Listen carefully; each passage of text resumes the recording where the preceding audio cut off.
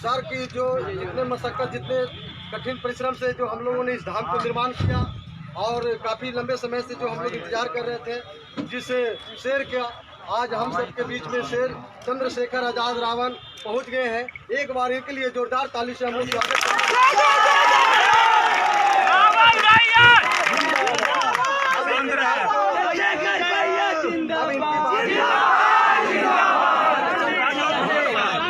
अब अगले 5 मिनट जो है ना, मैं आपका समय चाहता हूँ और इस 5 मिनट में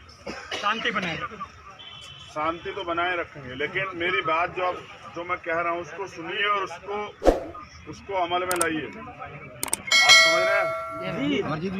हाँ, मेरे जिंदाबाद खूब कीजिए, बाबा साहब की कीजिए, काशीराम साहब कीजिए, तमाम महापुरुष सबकी कीजिए, भगवान वाल्मीकि महाराज कीजिए, सदगुरु सदगुरु रविदास जी महाराज कीजिए, लेकिन इस जिंदाबाद से कुछ भी नहीं बदलेगा। ये बात भी जान लीजिए। बिल्कुल जिंदाबाद करने की बजाय अगर हम उनके दिखाए रास्ते पे चलेंगे तो 101% बदलेगा। आदमी आता और चला जाता है। शिकायत ये है, मुझे अपने लोगों से स्पेशली शिकायत है कि जब ईमानदार से कोई लड़ रहा होता है तब हम लोग साथ नहीं देते। जब वो चला जाता है, उसका जीवन खत्म हो जाता है, फिर हम उसके जीवन का मूल्यांकन आकलन करते हैं। बाबा साहब ने कितने कठिन परिस्थिति में, आज ये देख रहे हो स्टैचू, इसके बराबर में खड़े होकर मुझे गर्व, जिंदा व्यक्ति गर्व हो रहा है। पता है क्यों? क्योंकि अपने 4 बच्चों को कुर्बान दिया आप लोगों के लिए कि आपके तन पे अच्छे कपड़े आए, आपको बराबर के अधिकार मिले, आपको वोट डालने का अधिकार मिले, आपको सम्मान सुरक्षित रहे, आपके अधिकार सुरक्षित रहे, और जानवरों के जीवन से निकाल के इंसानों का जीवन दिया आपको।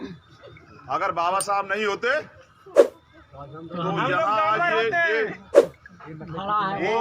ये धाम स्थापित करने का और ये स्टैचू स्थापित करने का अधिकार हमें नहीं होता। समझ रहे हैं? लेकिन एक और उसके बाद रहबर हुए हैं जिनको मैं अपना गुरु, अपना नेता मानता हूँ, मान्यवर साहब काशीराम, लेकिन उनका भी साथ जो है पूरे तरीके से नहीं दिया गया। उनके देखो, अगर अपने लोग ऐसे छलोगे ना तो कोई ईमानदार से लड़ ही नहीं पाएगा। मैं इस लड़ाई को अपने लोगों के बीच खड़े होकर कह रहा हूँ कि पूरी ईमानदार से लड़ना चाहता हूँ। जहाँ आपका पसीना पड़ेगा वहाँ अपना खून का एक बूंद लगा देना चाहता हूँ, लेकिन मुझे आपके सहयोग की जरूरत है। आज आपके साथ है, क्योंकि उस सरकार ने वहाँ बैठकर हमारे लोगों के अधिकार खत्म करने का निर्णय ले लिया है, लेकिन हमने भी ये तय किया कि हम बलिदान हो जाएंगे, लेकिन बाबा साहब के संविधान की हत्या नहीं होने देंगे। अपने लोगों के अधिकारों की पे जो कुठारघात हो रहा है, जो खत्म करने का प्रयास हो रहा है, ये किसी भी कीमत पे नहीं होने देंगे। बस एक बात याद रखिएगा, ये एक छोटी सी कहानी सबकी समझ में आएगी। मैं उदाहरण इसलिए देता हूँ कि हम कहते हैं कि ठोकरे खाने से आदमी सीख जाता है। समझ रहे हैं? मैंने पहले भी कही है कि जंगल जल रहा था, जैसा हमारा मुल्क है, हमारा देश है। उस जंगल में उस समय 2 लोग मौजूद थे, एक चिड़िया और एक हाथी। चिड़िया जंगल को जलते हुए देख रही थी। चिड़िया पानी चूंच में लेके आती, उस आग को बुझाने का प्रयास करती। जब चिड़िया 2-3 बार ऐसा कर चुकी थी तो हाथी उस बात को बैठ के हंस रहा था।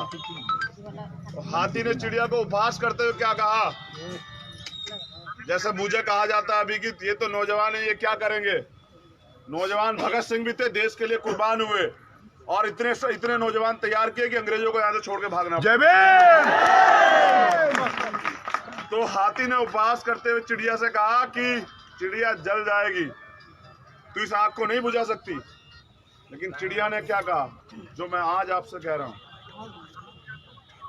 कि इतिहास लिखा जाएगा, इतिहास लिखा जाएगा जब इस जंगल का, जब इस देश का इतिहास लिखा जाएगा, जब इसमें एक तरफ मनुवादी लोग इसे देश को बर्बाद कर रहे थे, तो इतिहास लिखा जाएगा कि कुछ लोग ऐसे थे जो सर पे कफन बांध के उनके खिलाफ लड़ रहे थे, उन्हें रोकने का प्रयास कर रहे थे,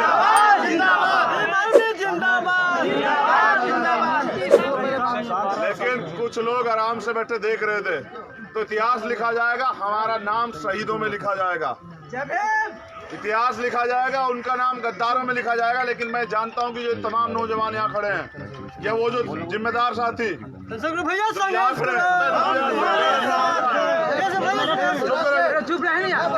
यही बता रहा था कि यही दिक्कत है, जिंदाबाद बहुत होती है, सुना नहीं जाता कोई नहीं सुनता है, और ठीक सुना जाता तो अमल नहीं किया जाता है। हाँ, ये सब गलत है। इतिहास लिखा जाएगा, गद्दारों के और वफादारों की पहचान होगी, समय बताएगा कौन सही कौन गलत। लेकिन मैं पूरी जिम्मेदारी से कह सकता हूं कि भीम आर्मी के माध्यम से हमने बहुजन समाज में वो लोग तैयार किए हैं जो अपना गर्दन कटवा सकते हैं, लेकिन सम्मान नहीं झुकने देंगे समाज का कभी। तमाम लोग गवाह हैं। 21 अगस्त को दिल्ली में 2019 में हमने ये दिखाया था करके, आप तमाम लोग जानते हैं, जब वहां पर दिल्ली में संत श्रोमणी सतगुरु रविदास जी महाराज का गुरु घर तोड़ा गया था। पूरी दिल्ली को दिन याद रहेगा और पूरी दिल्ली की सरकार को दिन याद रहेगा। आपने 2 अप्रैल भी किया था, अपनी क्षमता को ना भूलिए। अब आप पे मौका आएगा, अपने भाई को मजबूत करना है या कमजोर करना है ये आपको तय करना है, मैं आपसे नहीं कहूँगा, समझ रहे हो। मगर याद रखिए, मैं आपकी वो आवाज हूँ जो पहले बात समझ आखिरी दम तक, क्योंकि मैं एक गरीब का बेटा हूँ, एक हेडमास्टर का बेटा हूँ, आप जैसा हूँ, आपका दुख तकलीफ जानता हूँ, आपके बीच से निकल गया हूँ।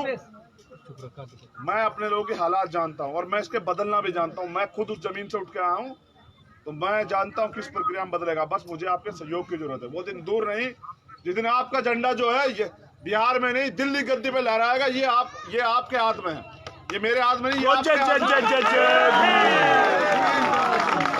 लेकिन एक चीज याद रख लीजिए, कभी अगर आपने संत श्रोमणी सतगुरु रविदास जी महाराज को पढ़ा हो ना,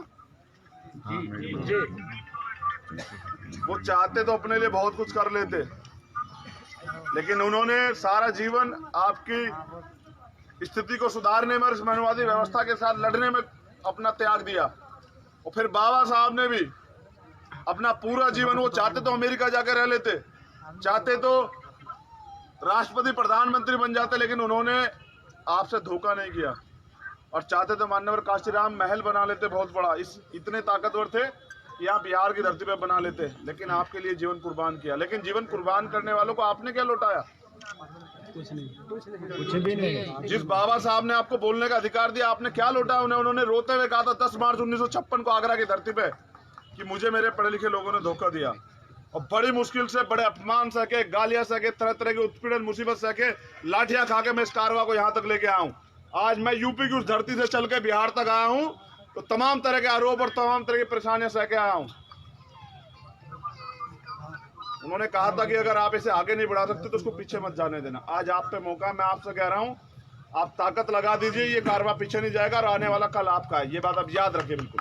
ओ चंद्रशेखर भाई, तुम्हारी नेक कमाई, ओ भाई तुम्हारी नेक कमाई, कौन जगाई। 3 चीज चाहिए आपसे, ये जोश और जुनून जो सुबह से देख रहा हूं,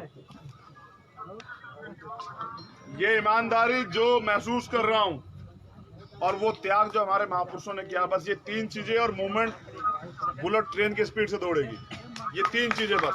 ना धन चाहिए, ना कोई और चीज चाहिए, 3 चीजें चाहिए बस। आपका प्यार, आपका आशीर्वाद और आपका सहयोग। और फिर देखिए वो कल, वो दिन दूर नहीं, आज हम बिहार की धरती पे यहाँ खड़े होकर कह रहे हैं कि जिस दिन आजाद समाज पार्टी यहाँ ताकतवर होगी और अगर मजबूती से खड़ी हो जाएगी तो किसी की औकात नहीं होगी कि बाबा साहब की जो है उंगली तोड़ पाई। ये बात याद रखेगा आप। ये संतों महापुरुषों का आंदोलन है, इसमें बल, इसमें त्याग, इसमें ईमानदारी है, और ये आपको बहुत ताकतवर बनाएगा। मेरी आपसे बहुत बहुत मंगल कामनाएं। मुझे सुनने के लिए बहुत बहुत धन्यवाद। जय भीम, जय भारत, जय संविधान, जय भीम, सतगुरु रविदास, सतगुरु रविदास, भगवान वाल्मीकि शक्ति, परम पुण्य बाबा साहब अमर रहे। तूने सोती कौम जगाई, अनवर तेरी नेक कमाई, आपने सोती कौम जगाई। ओ भाई चंद्रशेखर, आपकी नेक कमाई।